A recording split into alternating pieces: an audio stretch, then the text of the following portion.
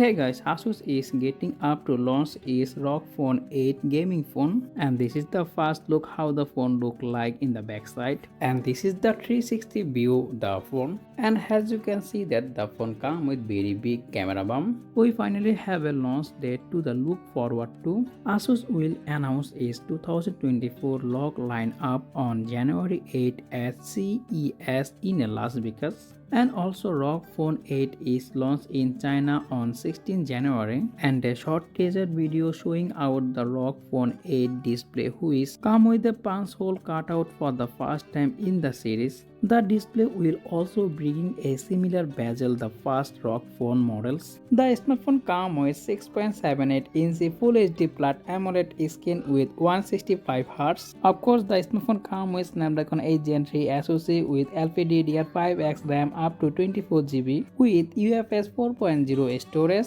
and the Geekbench 6.1 score are already leaked. Single core score is 2213 and multi-core score is 7048 point.